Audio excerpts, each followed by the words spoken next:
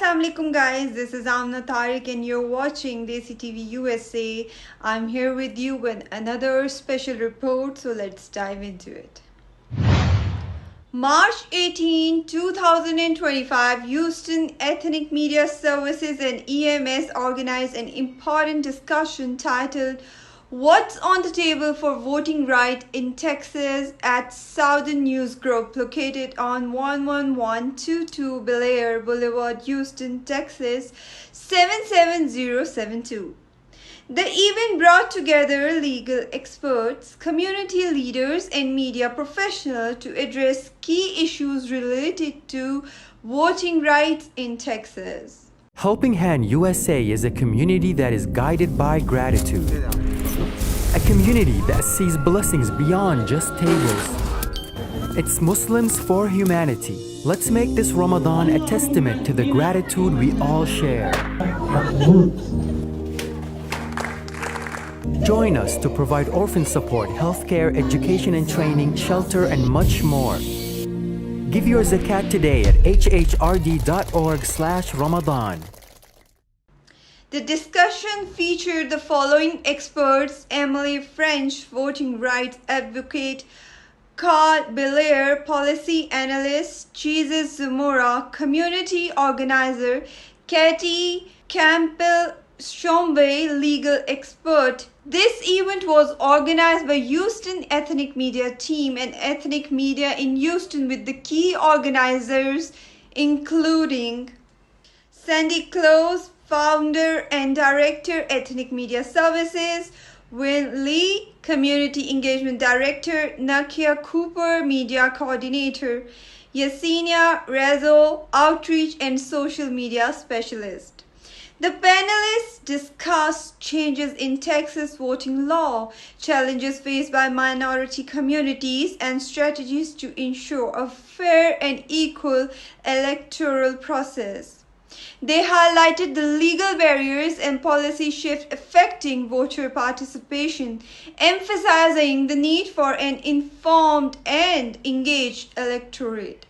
So if we discuss here about the role of media in awareness and education, Ethnic Media Services is committed to raising awareness, promoting education, and of course ensuring that all communities have access to accurate and relevant information about their rights and opportunities. This platform plays a crucial role in empowering communities through knowledge and advocacy.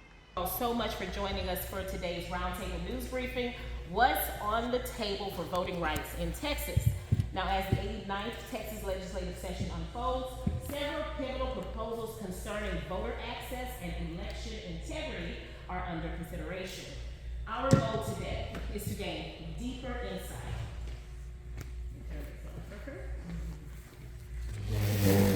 Could you all text her, inbox her to let her know that we're starting, but she might not be able to hear us. All right, our goal today is to gain deeper insight into these legislative developments, understand their potential impacts, and discuss the broader implications for Texas voters. If many of you are like me, we know that it's here. We don't know everything that's going on. We have experts here today that's going to help us unpack it. So we are so honored to have a distinguished panel of experts and advocates who bring a wealth of knowledge and on-the-ground experience. Emily French is our Director of Policy at Common Cause Texas, who is based in Austin, and she will be joining us via Zoom. Carl Blair, the Senior Election Attorney at the Texas Civil Rights Project; Jesus Zamora, Texas Field Director at New Familia in Acción, I hope I said that right; and Katie Campbell Shomley, Executive Director at League of Women Voters of Houston. Now, we appreciate our panelists for joining us to help break down these present issues and whatever else we should be on the lookout for. Now, the way this is going to work, we will take questions from reporters immediately after each speaker presents, and we will break at 12:15 for one-on-one interviews by speakers and networking over lunch. We have provided collateral material in your folders, so we want to make sure that we get everybody in. And I just want to take a moment to not only acknowledge all the great professionals in this room. We have students here today from Texas Southern University, College of Biblical Studies, student journalists, that are here to learn and help us spread awareness because they are going to be riding through their college platform. So thank you all so much for being here today. Everybody give yourself a round of applause for yourselves and each other.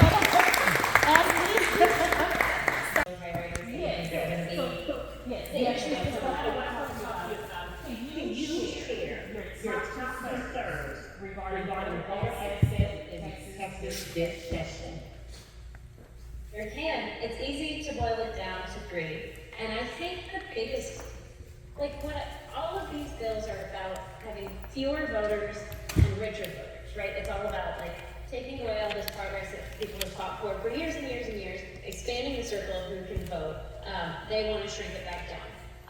And so the three biggest, I think my three biggest fears going into this session could always change, and I'm always, running on an anxiety-based machine.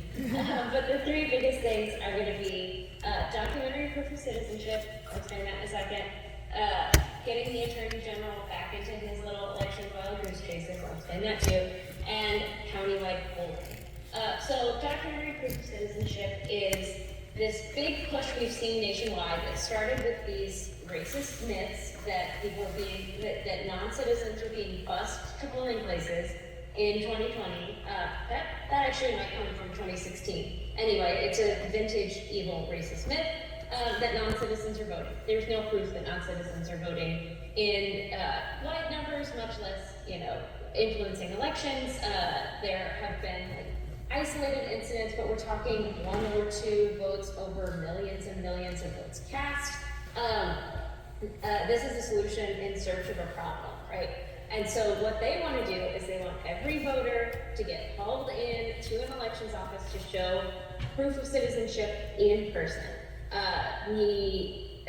There's a federal version of this and a state version of this. The federal version, the SAVE Act, you may have heard of, but I always use air quotes because it's not saving anything. The SAVE Act is the federal legislation that is, I believe, going to be heard before the House relatively soon, that would require every single voter to come in, bring a birth certificate, a passport, go into an office and take my proof of citizenship and show my birth certificate, which no longer has my birth name on it anyway, so I might have also had to bring my marriage license, right? Or my passport, something else. This is the federal version. It's incredibly inconvenient. Nobody's going to do this. You're telling me I would volunteer to go to the DMV? Absolutely not. The state version, the main one that they're going with is, seems to be SB 16. This is up for a hearing on Thursday, so if I seem sleep deprived, it's because I am. But SB 16 is the state documentary proof of citizenship law. This would, it's this mystery process in Texas, and it's a poorly written bill. But it would require folks to show documentary proof of citizenship, or their county will check their citizenship on the back end. And if you show your proof of citizenship to your county, you will be you'll be safe from the citizenship check on the back end. They'll be like, yeah, you're a citizen. If you don't show your proof of citizenship, which is how we register now, then your county is required to go and check your citizenship against a bunch of different databases, many of which often have flawed and outdated information, especially for recently naturalized citizens. And if your county sees even one red flag that you might not be a citizen, then your registration is downgraded to voter registration light immediately, and you'll only be registered to vote a federal limited ballot, which by their definition doesn't even include president. If they have a scintilla of suspicion that you are not a citizen, which happens all the time, it's a weak match, it's constantly happening, then they are going to downgrade you to that only 2 races, you only get to vote for Senate and House rep in the federal level. It's ridiculous, it's really complicated, poorly written, but essentially they're trying to shrink the voting pool to people who have time to and have the documents to actually come in and prove their citizenship. Now, Emily, can I interrupt you a little bit? So what is your organization doing to specifically combat some of these? Yes. So we are testifying at the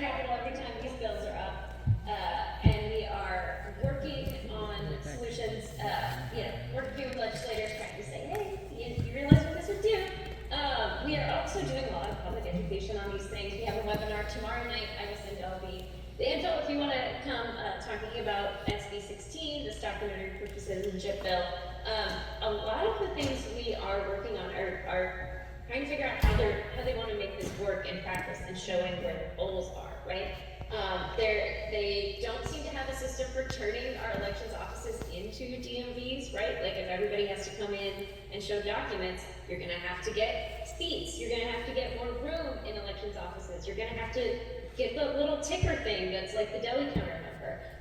What's the price tag on that? Nobody has told us that yet. What's the plan for these small county elections offices? Are you gonna have people lined up? What's the plan for, Harris County? Is that gonna have to become a DMV type office? That's one of the things that we're working on, is sort of finding those holes and pointing them out, not just to our state elected officials, but also to our county elected officials, and trying to connect some of those dots there. Okay, looking to see if anybody on the audience question?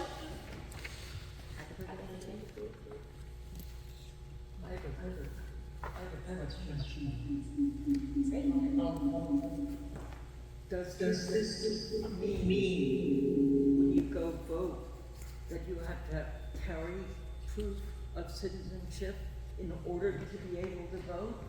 Or that if you're registering, they won't register you unless you have proof of citizenship?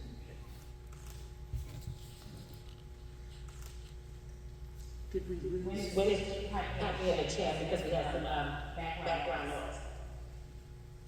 Great, thank you. Yes. There's so much important information that I don't want to lose. Thank you, Sarah. And we also are focused primarily on youth empowerment. One of the biggest challenges that we see that's affecting our community is being able to, as I was mentioning before, with everything that's going on, we see that our Hispanic or Black and Brown community is being, they are afraid to come out and participate in the electoral process. Sometimes we do see in the Gulfton area, which is the modern day Ellis Island of Houston, we do see that a lot of our migrant communities, they're seeing a decrease in not coming out to public spaces or coming out to, from my standpoint, having experience on the government side prior to nonprofit, is I've seen community centers. Whenever there are family day picnics or a family day events, there has been significant decrease of individuals and families coming out to participate, in which prior years there was a high turnout. So our organization, Mi Familia en Acción, is looking into how can we increase and being able to go out into the community, going out into these neighborhoods in Gulfton, Alief here in the Southwest, and looking to see and identify what are the resources that people are in need of, letting them know that they do have rights as a basic human being, do have basic rights as human beings, and being able to understand that at times we are seeing within our Hispanic communities that parents are afraid to send their kids to school. Parents are even afraid to go to work themselves. So how can we identify those root issues and work in collaboration with them, which is one of the things that Mi Familia en Acción is working on right now. So because when you think about everything that you just said about, I do know about big community food drives, resource fairs, all of that, and since it's now people are afraid to go out, what specifically, are you doing to get to them, to reach our hearts, to reach communities? Are we doing door knocking, campaigns? What can we do on our end? Definitely. What we're working on right now is actually we're doing Know Your Rights door knocking. So our Know Your Rights is basically we're targeting different areas within the community. So say, for example, this past week we were in Aldi. The week before that we were in Gulfton.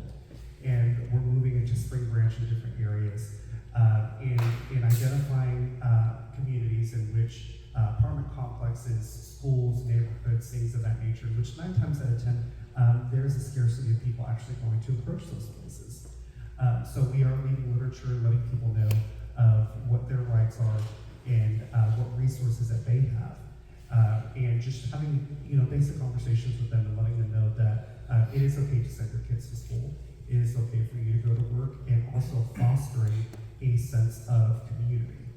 for me personally, prior to all this, I didn't really check in on my neighbors as much. But now I check in with my neighbors. I have conversations with them, just getting temperature checks on how they're doing, how their kids are doing.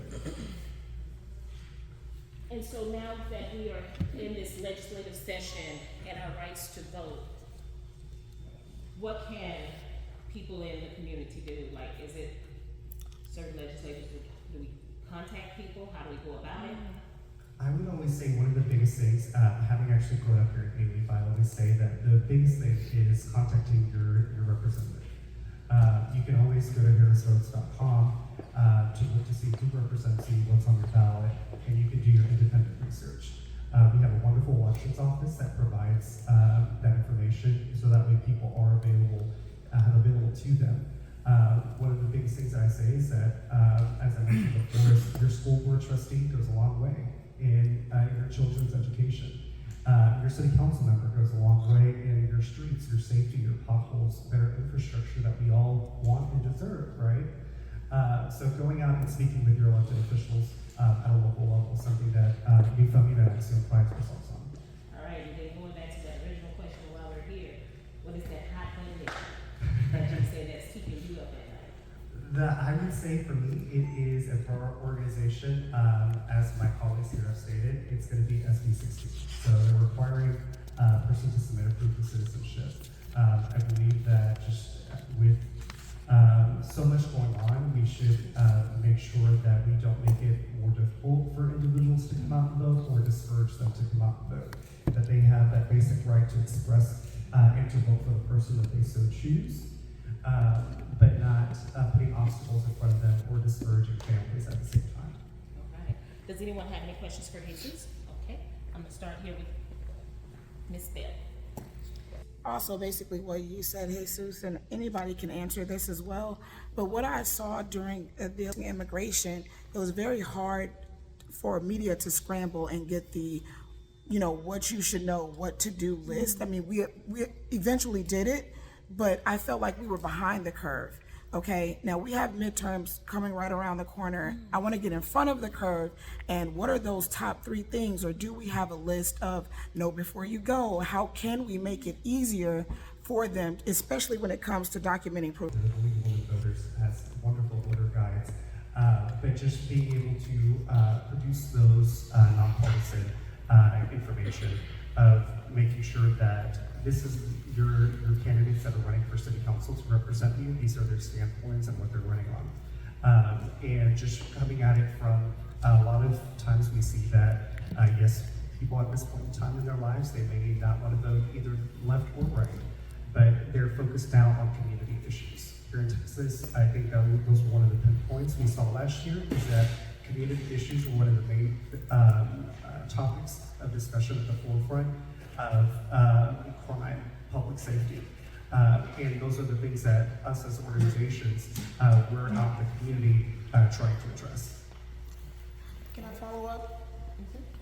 Do you guys work with those who need help on how to get their documents, what documents they need, and then even transportation? Like, do you guys have that as well? We do have partners that we partner with. We partner with the Mexican consulate in providing and doing tabling for Know Your Rights. We do assist with M400s and just providing that free resource to community members that are in need. Okay. Thank you. So, because Texas is a Republican-led state, is it actually safe to say that our Hispanic community shouldn't be scared to go to school or shouldn't be scared to go to work?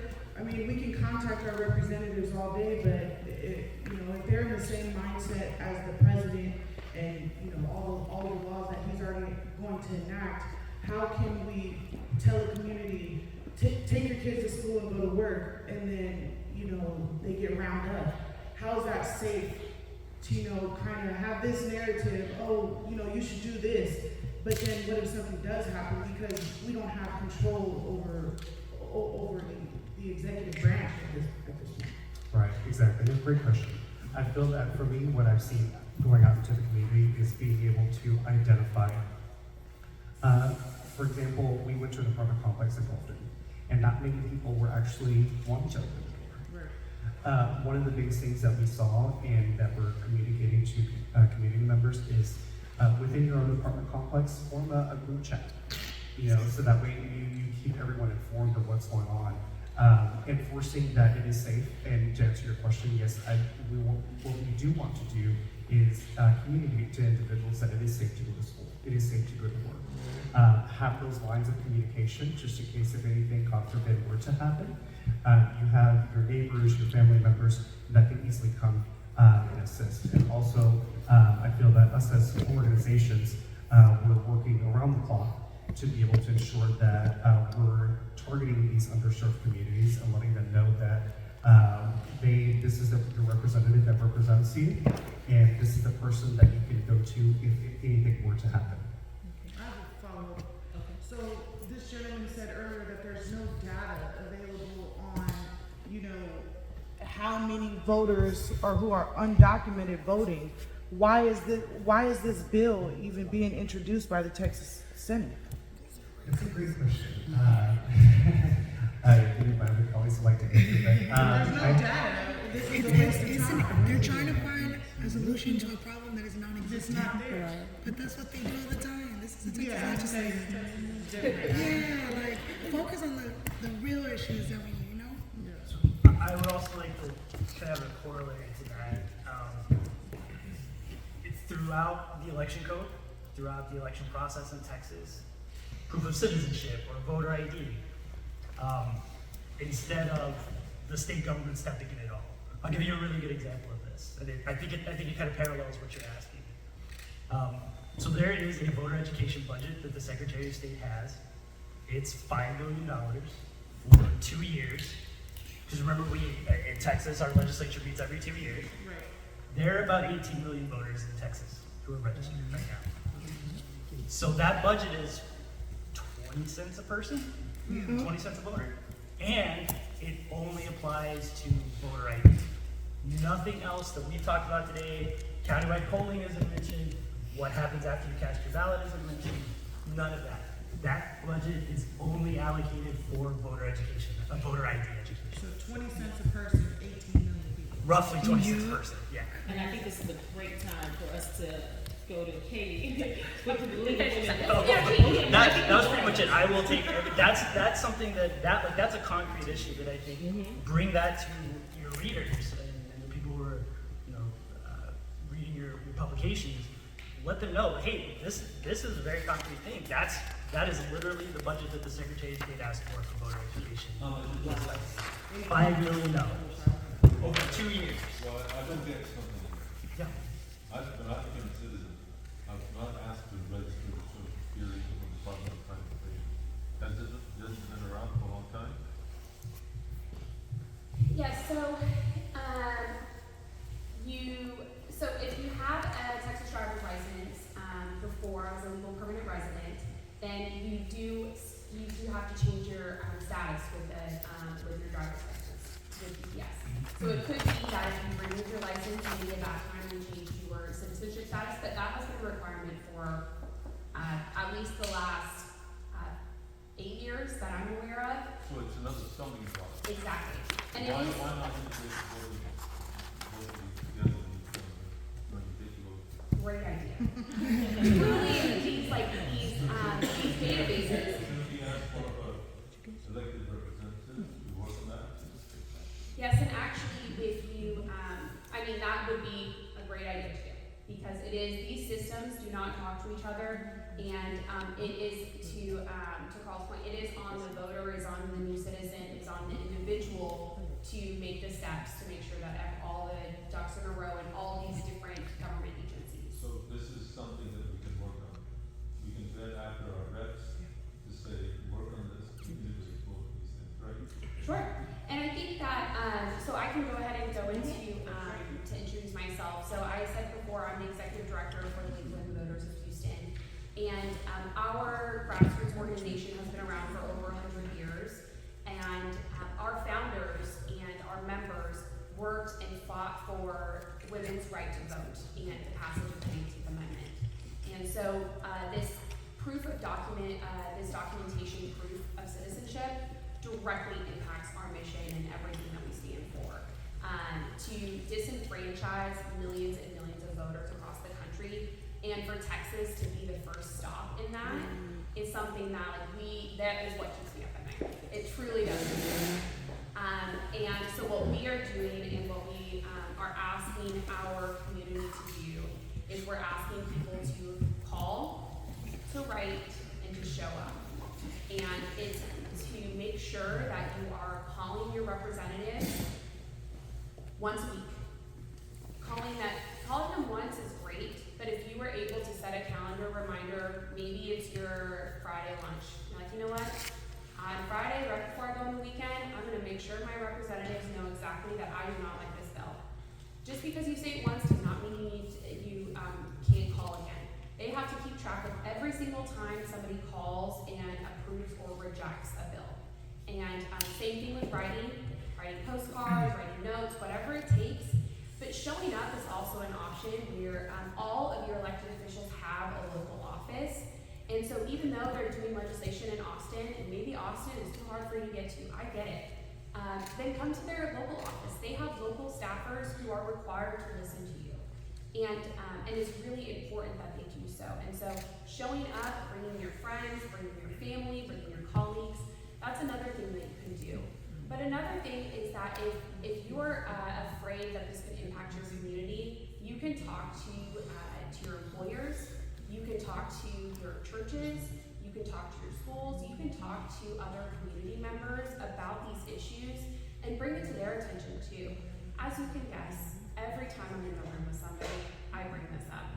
It's like my table talk. I'm talking at luncheons, I'm talking at grocery stores, I'm talking about anyone, and they're like, hey, what's going on? How are things going? I'm like, well, let me tell you. There are these really terrible, really disenfranchising bills that could impact millions of married women, millions of new citizens, millions of all everyday citizens. I've been registered to vote for as long as possible, but that's going to require me to go in and go into an elections office and verify and confirm that I can vote, that I'm a citizen and I can vote. It's everybody who's on the voter roll. Like, that's millions of people. And then you're asking them to go into these offices and prove with all this documentation. To your point earlier, well, why would people vote? Like, why would anybody show up if they know that this is going to be a barrier for them? And let me tell you also that if they show up and get a shorter ballot, let's say that they do show up and they're on these special rolls where they can only get a couple representatives that they vote on, they will be furious. We run election day helplines every major election, and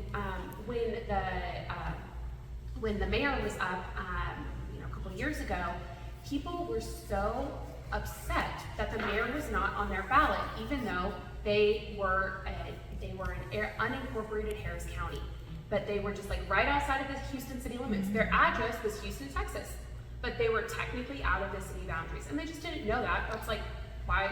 They're like, who does represent me? I'm like, well, your congressperson or your county commissioner represents you.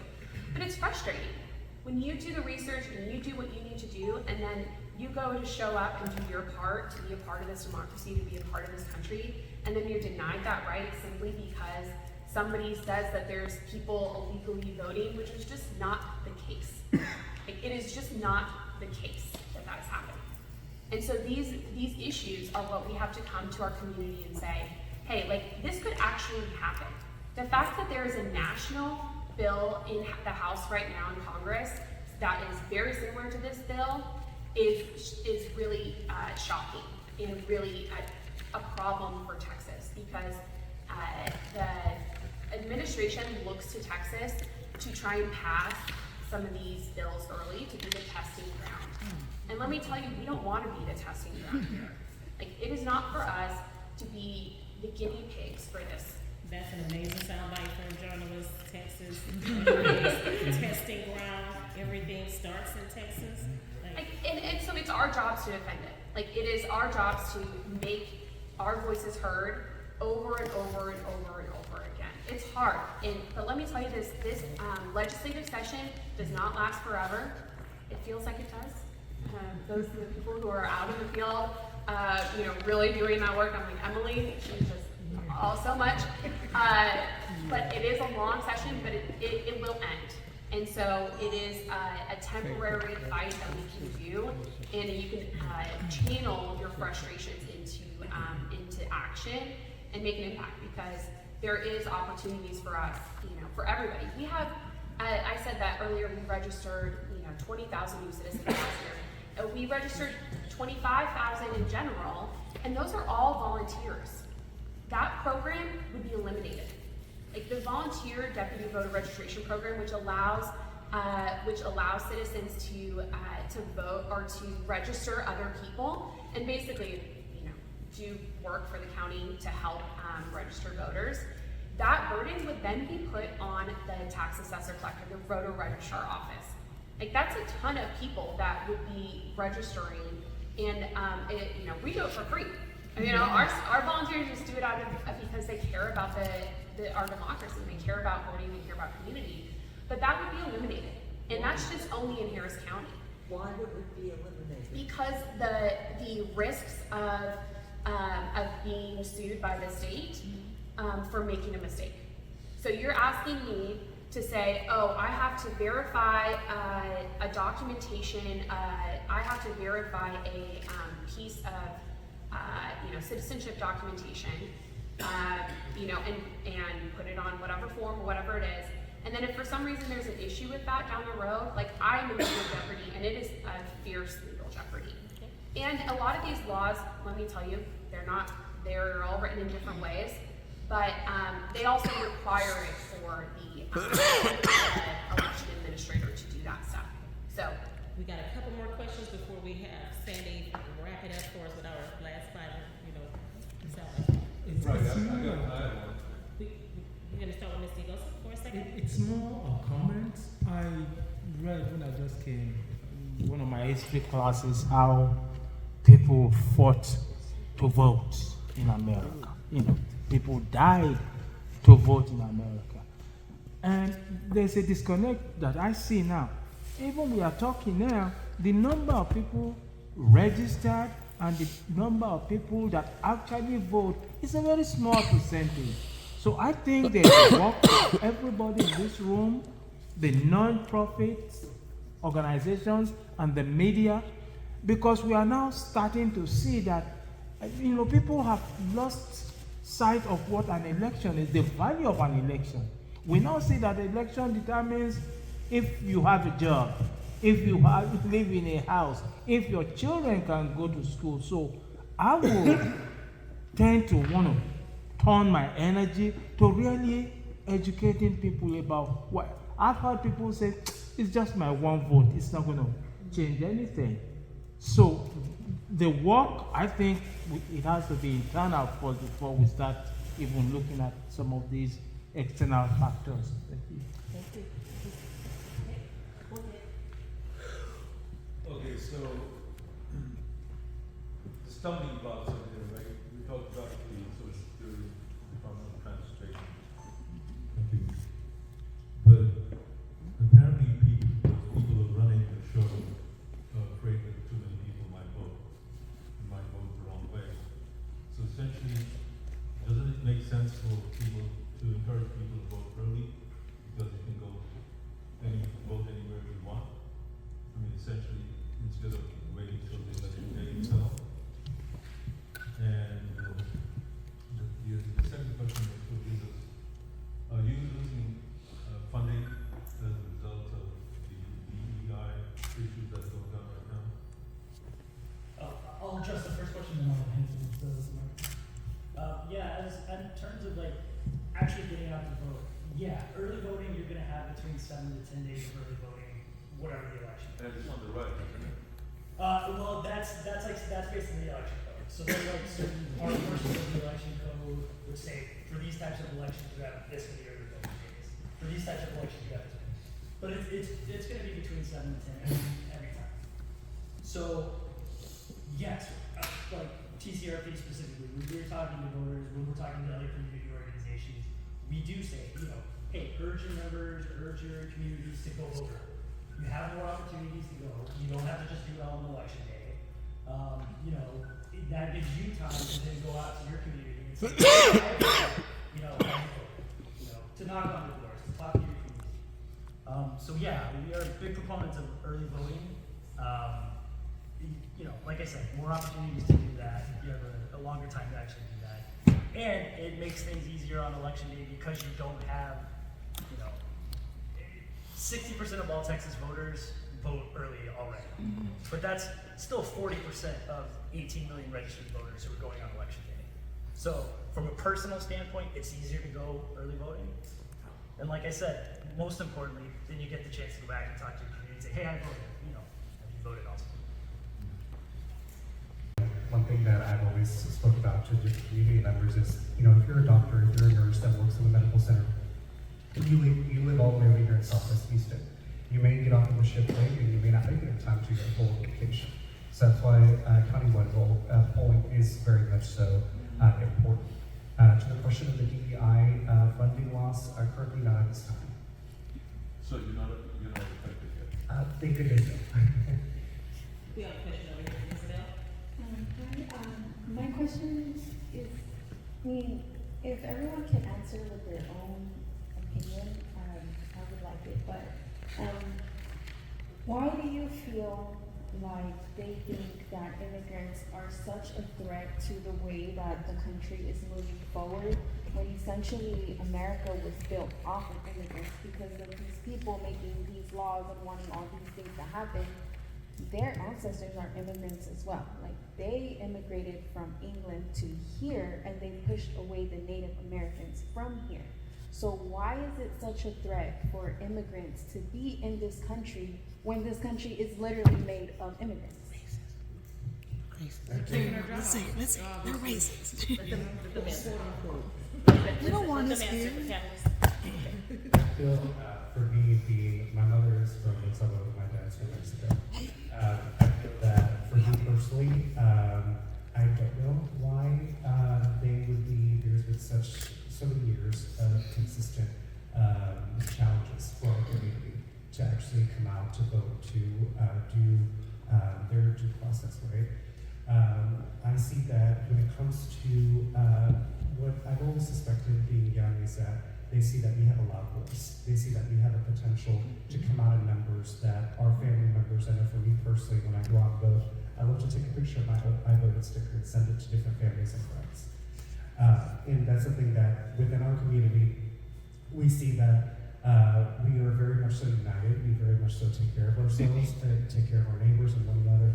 And I still have, you know, people who aren't directly my family that I still call Tia or Theo or aunt. And just that sense of closeness is what makes us, as sometimes people describe us as a sleeping giant. But no, we are very much so awake. We are very much so aware that there are different issues within our community that need to be addressed. We just have to make sure that we come out together in ensuring that we know what our rights are and we're not going to be silenced. Yeah, wait a minute. This country, in the last election, followed the white Anglo-Saxon Christian coalition that helped elect Trump and all of his folks. So that's the problem. We are a minority, and we don't, you know, I mean, we just don't have that much say to it because this is a battle between the white Anglo-Saxons and the rest of us. Right? I have a couple of questions, before we wrap up.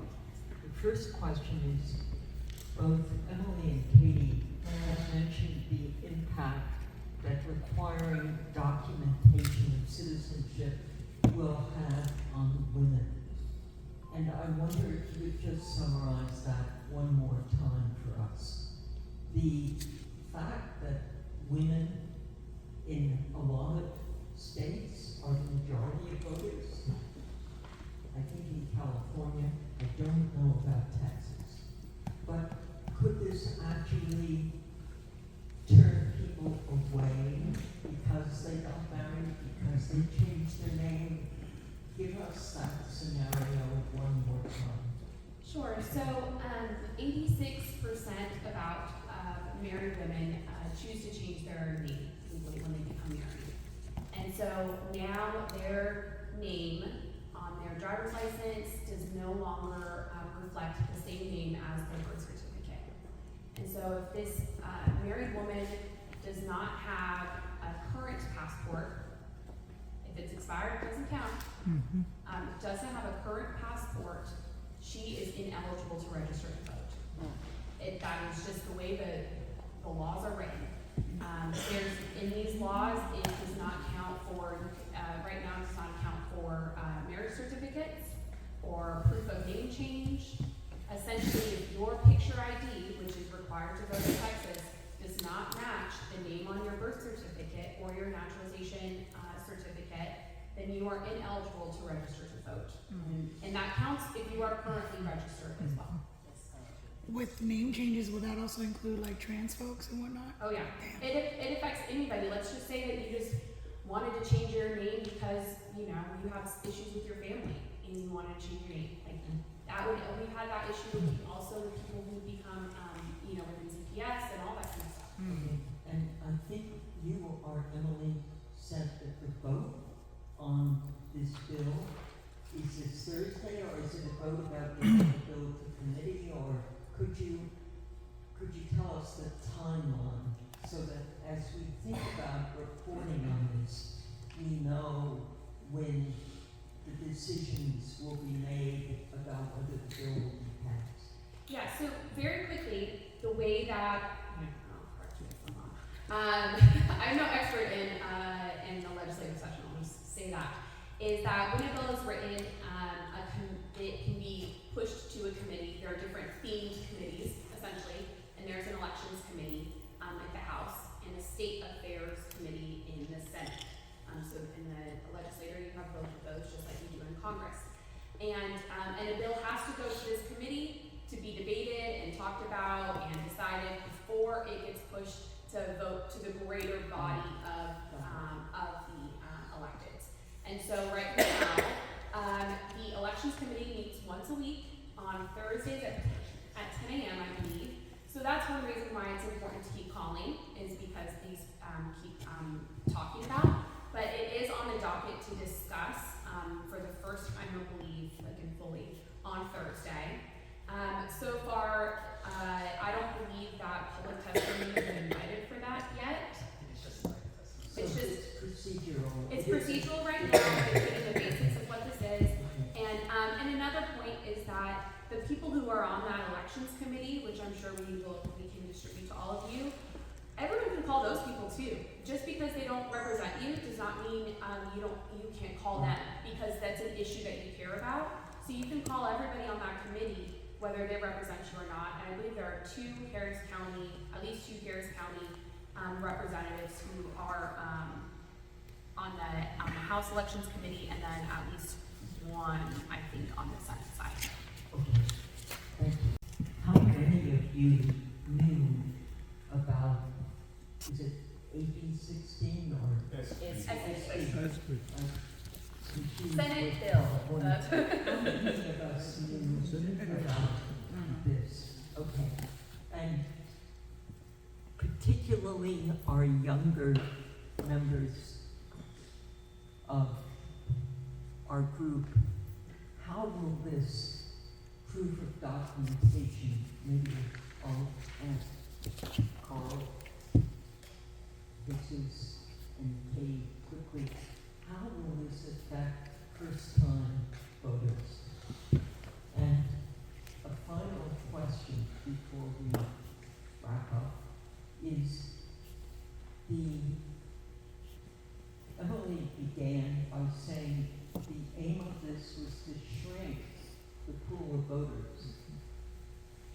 Have more people been voting in Texas? My impression, and I think we've reported at briefings, that there's been very low voter turnout in places like Harris County at local elections, maybe higher in federal elections.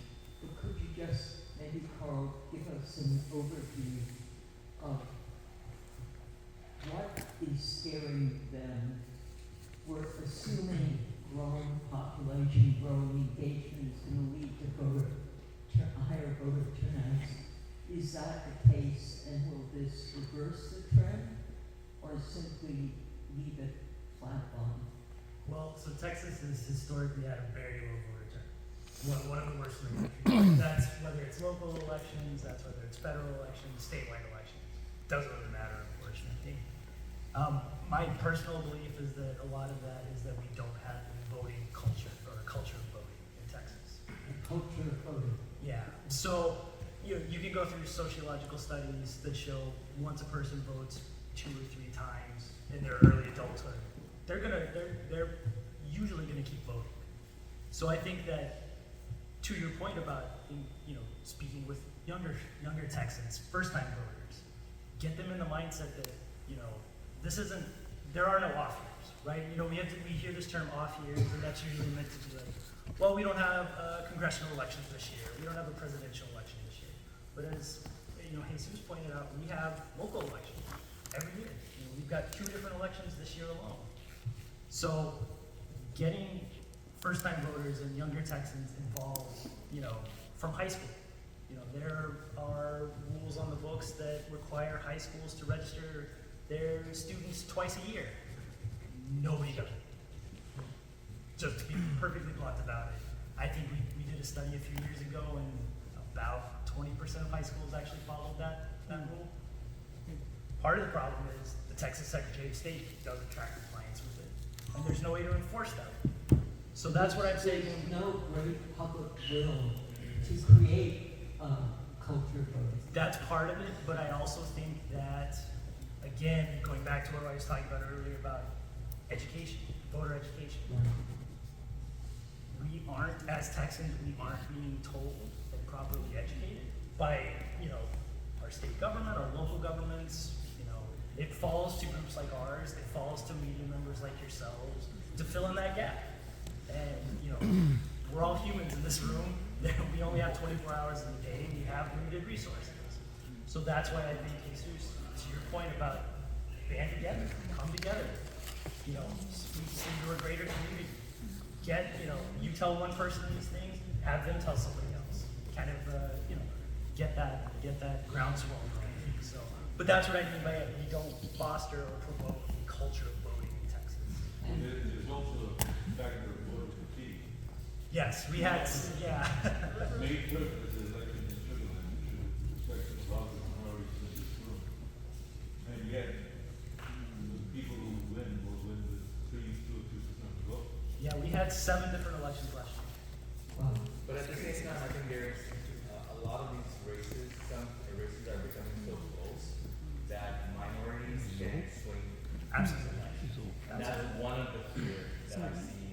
And the other fear is there's a lot of minorities that are now running for office, which is very unconventional to see people from different countries that are now running for office. That's also Okay, and in terms of young people registering for the first time, would this new bill mandate more hurdles they have to face to get proof of documentation? Yeah, absolutely. I mean, you're asking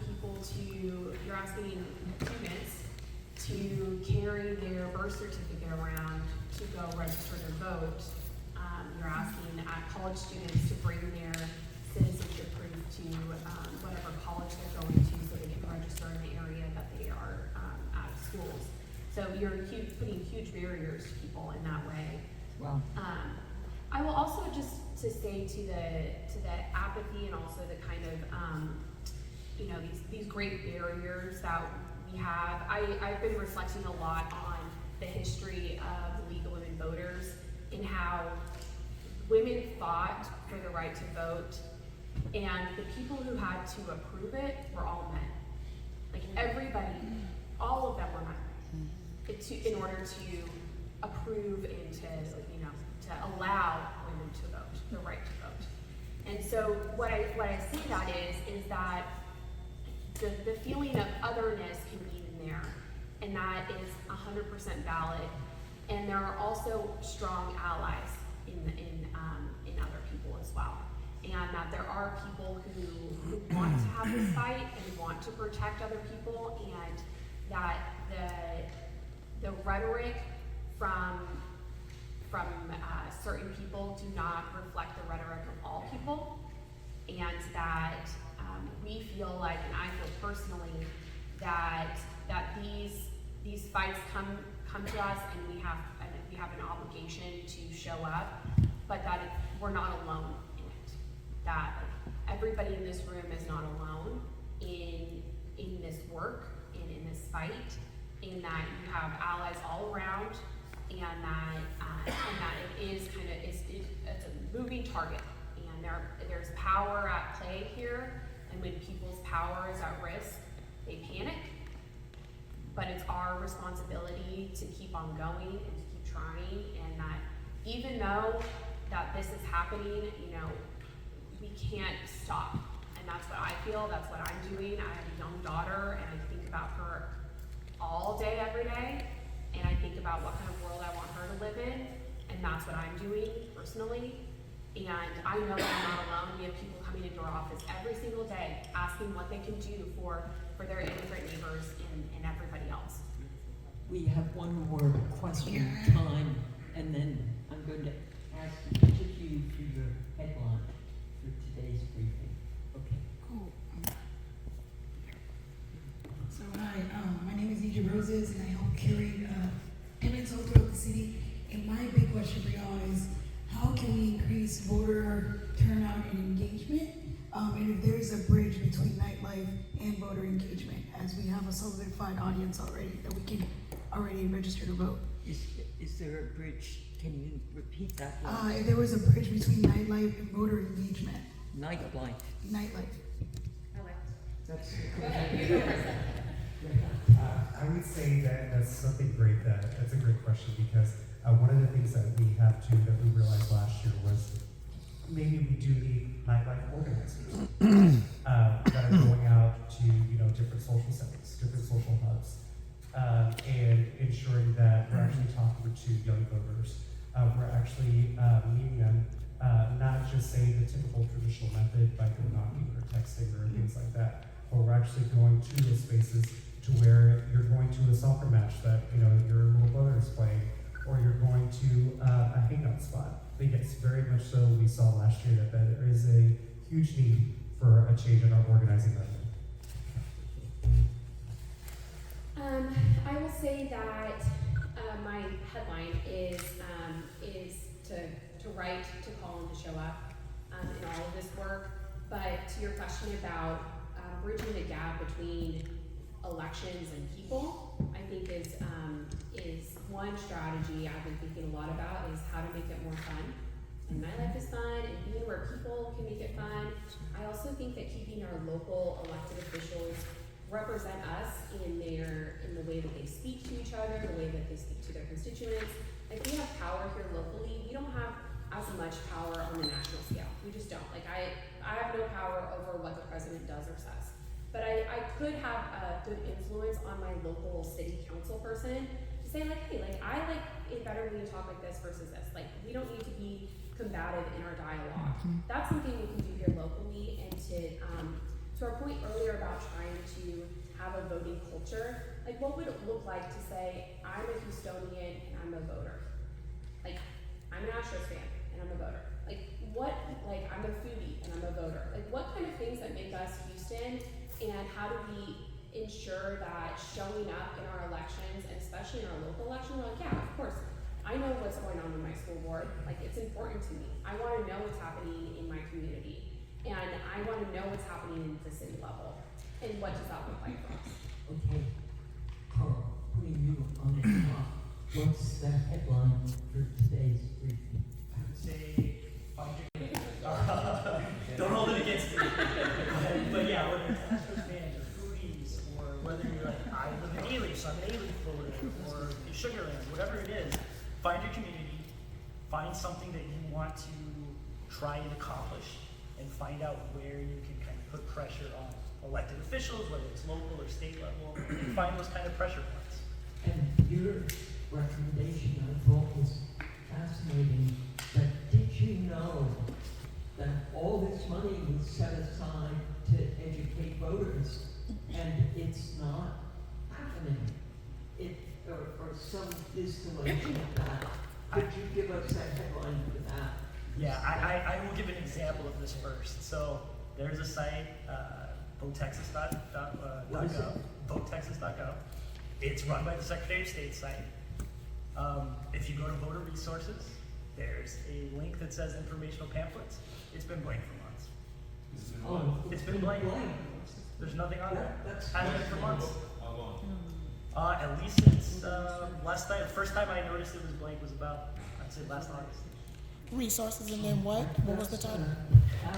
VoteTexas.com is the website that the Secretary of State runs. Screenshot of a blank website. That's all. Oh, we've included that in testimony that we've submitted to the legislature. Wait, could you repeat that again? It's votetexas.com resources. There's a little link up top that says voter resources. And then go to the side and there's an informational pamphlet. So when you click on that, you would assume, hey, they're gonna have something there. It's blank. Okay. So one of the great things about these meetings is having access to people with this expertise and dedication to the topic. Let's break for lunch, go and swarm them, because these are such valuable, voting can seem very boring, but when you realize you're going to lose access to the let's give our speakers a few rounds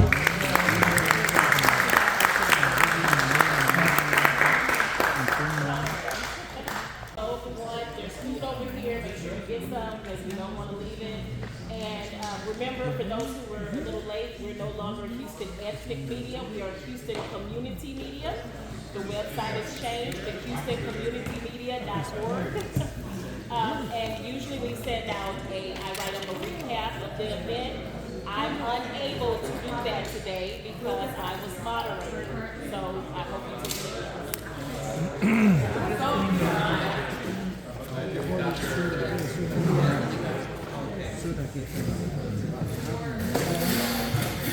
In the center?